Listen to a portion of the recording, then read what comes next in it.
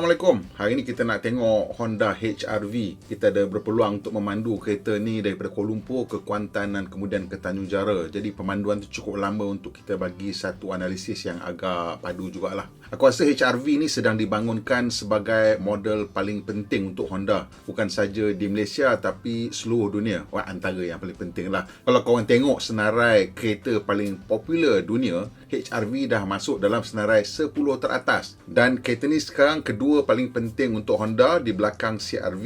Ia dah menggantikan model macam Accord dan Civic yang dulunya menjadi juara jualan global Honda.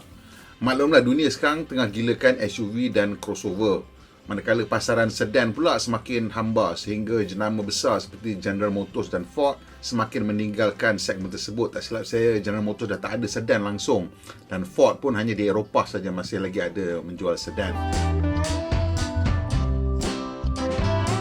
Sejarah HR-V di Malaysia ni pun tak kurang hebatnya lah. Masa generasi pertama landing di Melaya ni, kita tak pernah tengok sebuah SUV compact jenama import bawah RM100,000. Honda jumpa satu lubang baik punya dalam pasaran dan dia tak buang masa untuk letak satu model yang memang ngam duduk kat situ. Maka berpusu-pusulah warga H ke bilik pameran dan langsung Honda melanyak angka jualan Toyota di Malaysia untuk bertapak di tangga teratas senarai jualan jenama import di Malaysia lamalah, kat 10 tahun.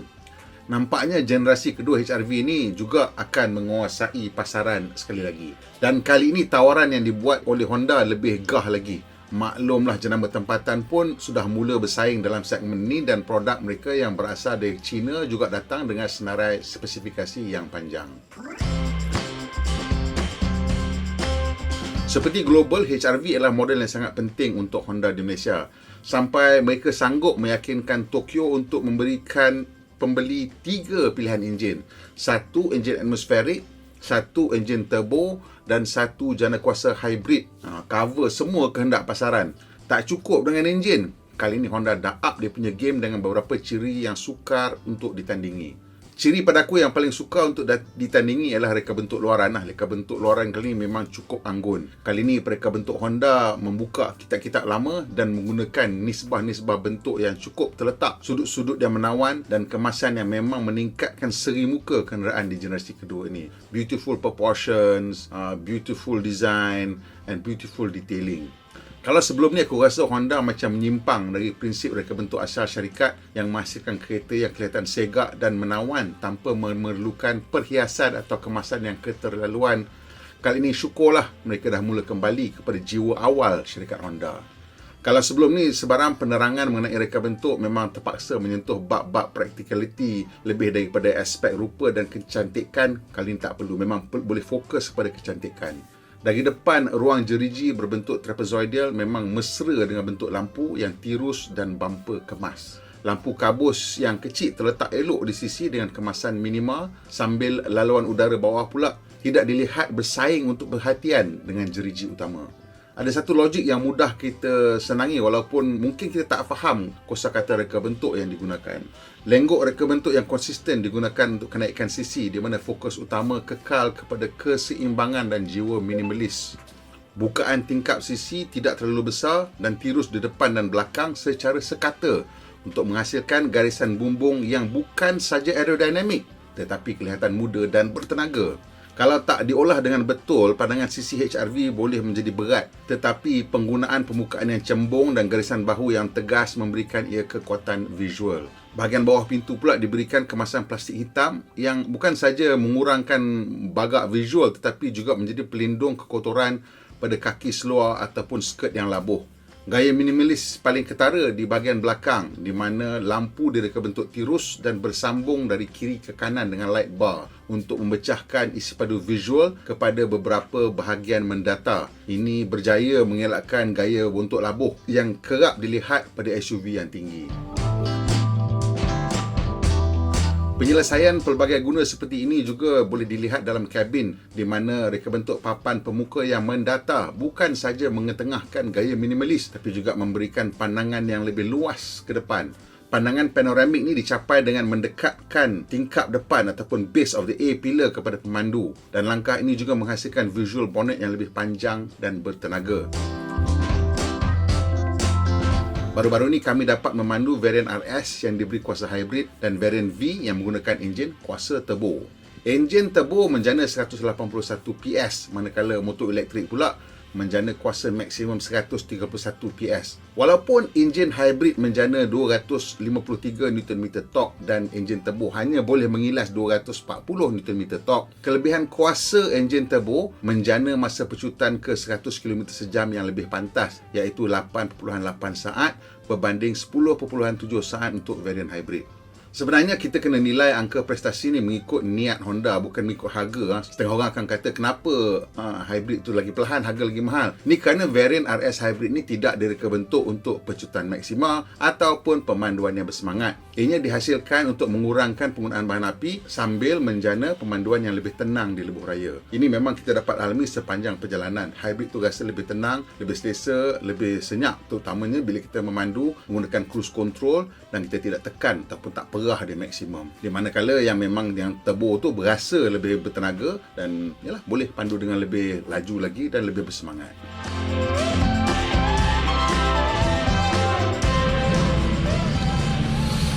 Ini ialah varian V untuk HR-V terbaru ni, dan varian V ni dia satu step bawah daripada HR-V yang HEV lah, yang hybrid EV tu.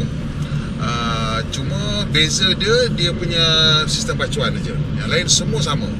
So kalau you pilih HR-V ni, mana-mana pun memang ada sistem sensing yang lengkap. Maksudnya ada adaptive cruise control, ada lane keeping, lane centering, semua dah ada siap. Auto emergency braking, lane watch, semua ciri keselamatan ada pada semua variant ni. Dan cuma yang beza yang V dengan HEV tu ialah dia punya sistem pacuan lah. Perbezaan dari segi sistem pacuan tu sendiri menghasilkan perbezaan daripada karakter tau dua kereta ni.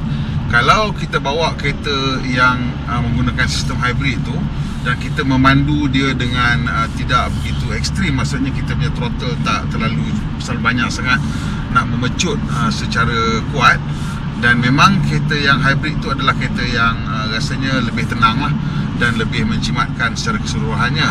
Tapi kalau kita memandu dan lebih memerlukan pecutan yang lebih dinamik, dan kemungkinan besar anda akan rasa bahawa variant V ni adalah pilihan yang lebih sesuai. Sebab enjin 1.5 liter turbo ni memang dia punya tindak balas agak cepat, dan sistem kotak gear CVT yang digunakan di sini juga bertindak balas dengan agak cepat. Dan dia peliknya macam mana dalam dunia hybrid tu, bila kita tekan minyak habis, dia akan terus pergi ke red line untuk menghasilkan kuasa elektrik yang maksimum untuk motor bila kita nak pecut. Tapi untuk kereta turbo macam ni, dia akan naik macam kereta biasa lah. Kita tekan, dia naik, dia tukar gear, gear tu virtual. Dan Honda tuning benda tu supaya kita tak berasa bunyi enjin tu kuat sentiasa. Dia rasa macam normal lah, macam kereta biasa kan. Dia akan drop naik RPM, dia drop naik RPM, drop naik RPM. So bila kita memandu macam tu, kita akan rasa bunyi dalam variant V ni dia lebih macam mana orang kata, lebih natural, lebih macam biasa yang kita faham dengan kita punya rasa laju tu, rasa pecutan dengan bunyi tu dia masuk lah.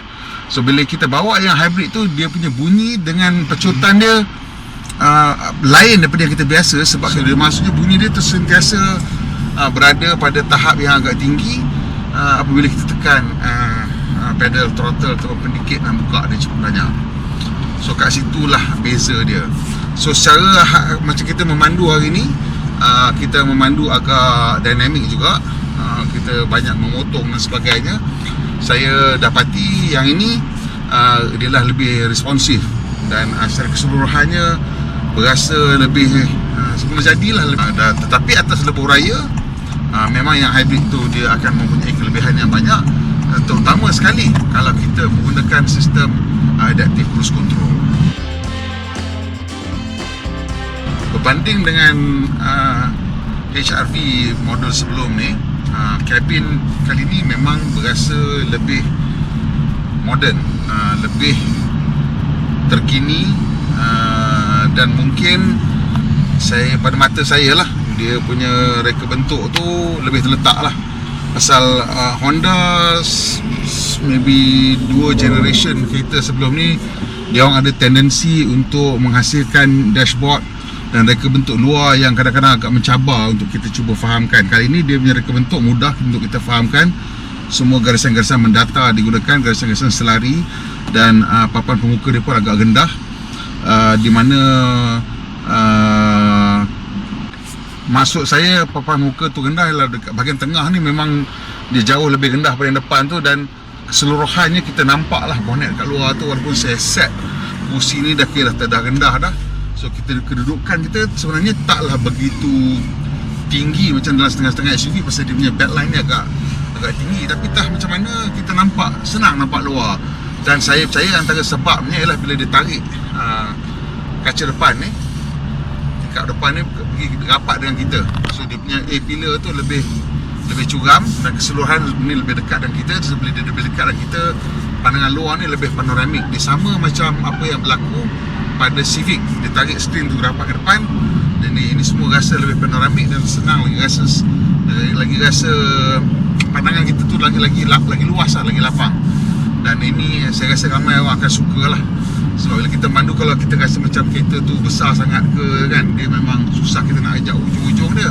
Untuk yang ni memang kita nampak bucu tepi kiri dan kanan. Dan salah satu sebab kenapa kita senang nampak bucu kiri dan kanan, kerana reka bentuk bonnet dia tu dia pergi naik kat belah tepi. So setengah kereta bonnet dia tepi menurun kan, sloping ke bawah, jadi hilang dia punya bonnet tu. Yang ni dia naik, jadi kita nampak bucu tu dengan lebih senang. Kereta lama-lama dulu memang macam tu, trik dia memang naik ke sikit ke tepi. Tapi yang later-later ni kan banyak yang turun ke tepi, jadi yang tu kita tak nampak bucu-bucu dia.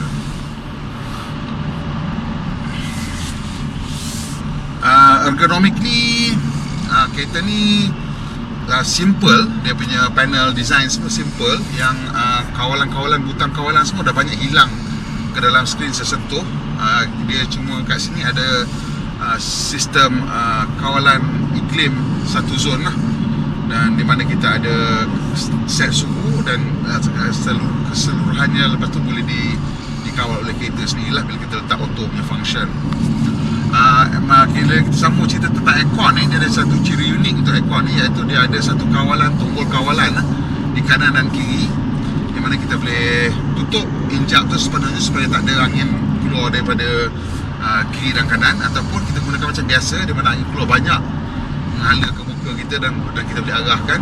Dan satu lagi tu dia macam apa dia panggil diffuser, di mana angin tu dia tolak ke tepi dan ke atas, so dia tak ada angin yang kena secara terus ke muka kita ataupun ke badan kita lah.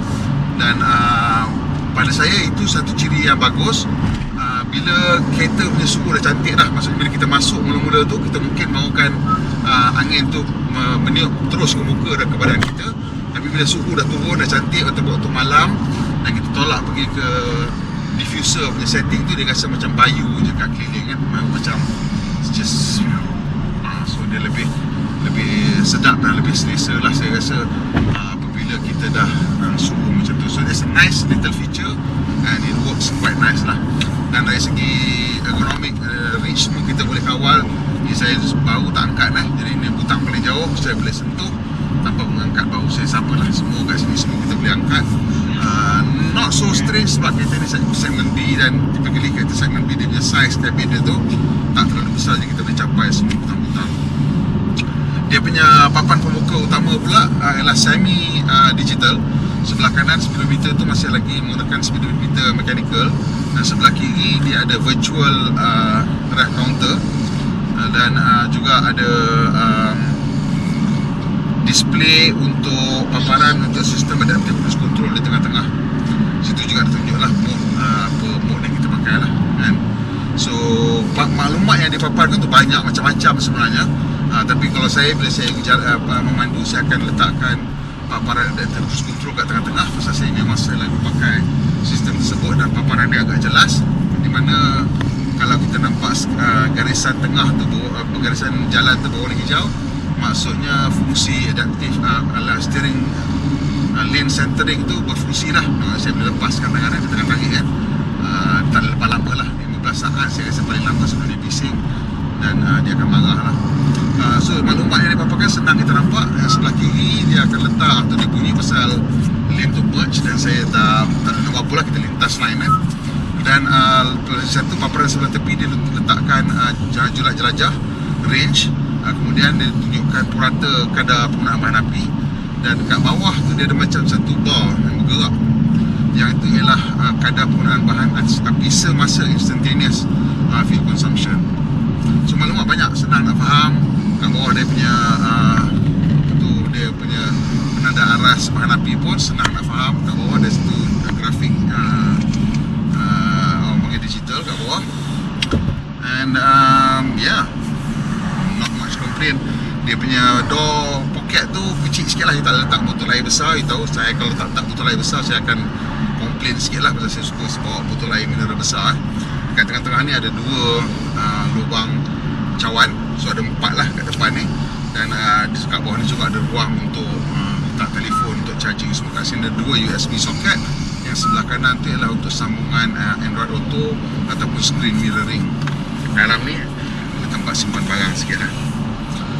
Kursi dia okey, agak selesa, no real complaints. Hari ni kita mandu agak jauh juga. Semalam kita mandu ke Kuantan, hari ni kita daripada Kuantan ke Tanjara.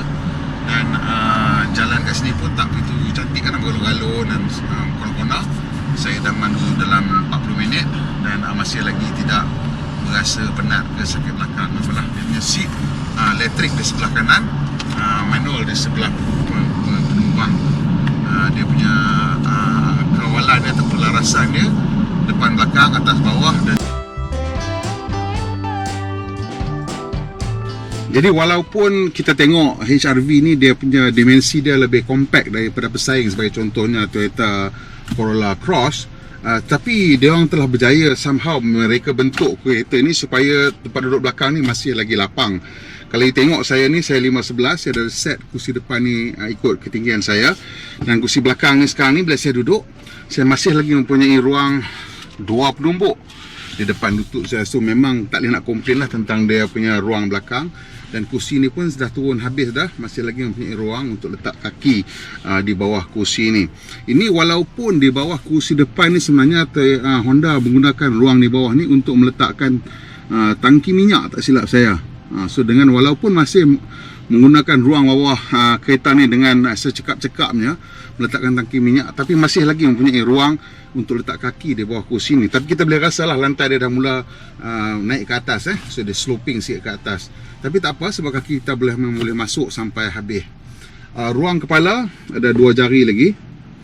Bukan ruang kepala yang paling lapang, tapi kalau you nak kereta yang mempunyai reka bentuk ataupun profil yang sporty, nak boleh bawa macam mana kan, mesti kelabu motor dia sloping sikit ke bawah. Dan di tengah-tengah ni juga ada center armrest. Jadi armrest ni dia rendah sikit lah daripada yang dekat sini. So some people mungkin akan terasa, macam saya memang sengit sikit lah duduk, but I guess it's better than daripada tak ada langsung lah center armrest. Kalau tanya saya minta, kalau nak minta Honda improve sikit, angkatkan sikit dia punya hinge point dia kat sini ni. Angkatkan ni sikit je hinge point dia lagi, dan dia akan menjadi lebih selesa. Tapi bila you angkat hinge point tu, dia jadi pendek sikit lah dia punya center console kan. So kat situ lah mungkin dia ada isu sikit. Ya, tak nak buat apa. Lagi satu kelebihan di belakang ni, ada corong pendingin udara 2 kiri dan kanan, dan juga ada 2 pengkalan USB untuk kita mengecharge kita punya peranti. Dan yang menariknya, uniknya, mereka bentuk seat ni dia ada buat macam pocket lah di sini kiri dan kanan, supaya kita boleh letak kita punya peranti di sini semasa kita mengecharge. Dan di kursi di pintu belakang juga mempunyai tweeter dan juga speaker mid range. So kualiti bunyi itu sepatutnya tidak begitu teruk lah, cukup elok lah pasal ada tweeter dan mid range. Dan ni macam biasalah dampen. Satu lagi, dia punya roof liner warna putih. Masya Allah, setengah kereta semua roof liner warna hitam kan. Tak menjadilah, ni menjadilah warna putih. Saya rasa Alhamdulillah dia buat warna putih. Pasal apa tau, kereta ni bumbung dia tu agak rendah sikit lah, kereta sloping. Kalau hitam saya rasa memang terus rasa lebih claustrophobic selagi lah.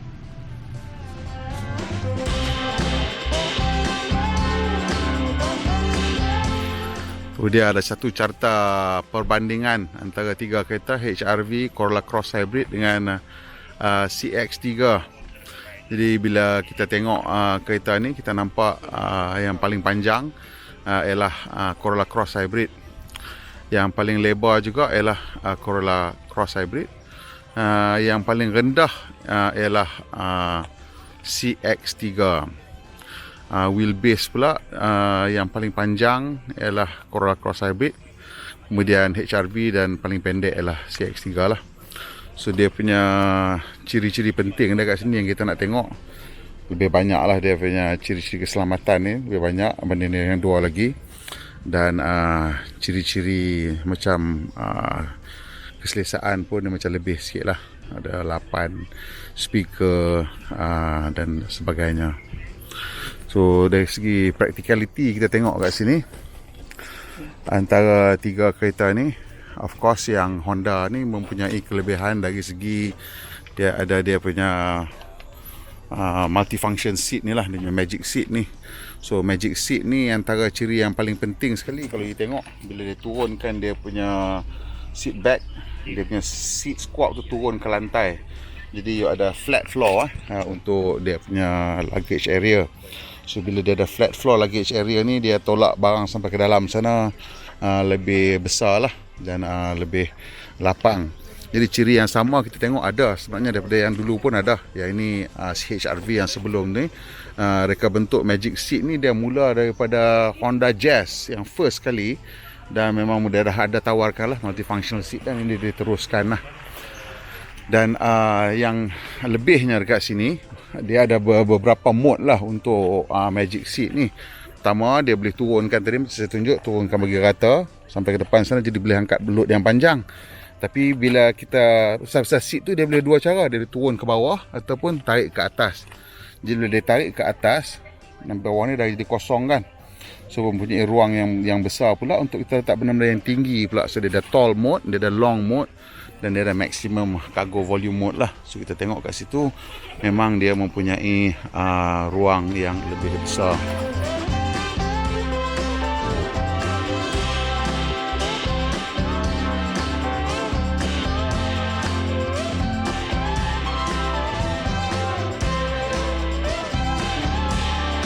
Jadi selepas kita memandu HRV ni, saya rasa mereka-mereka yang dulu mulanya pergi menempah kereta ni atas dasar gaya dan rupa tak akan menyesal lah.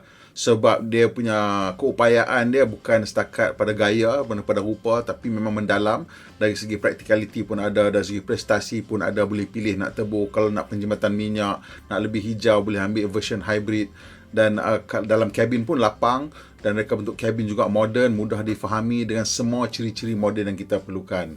Aku rasa kereta ni akan jadi hit lagi lah. Juga akan menjadi salah satu SUV compact segmen B yang paling popular. Walaupun harga dia tu memang nak kata murah sangat tidak, tapi memang kompetitif lah dengan kereta-kereta yang dalam kelasnya.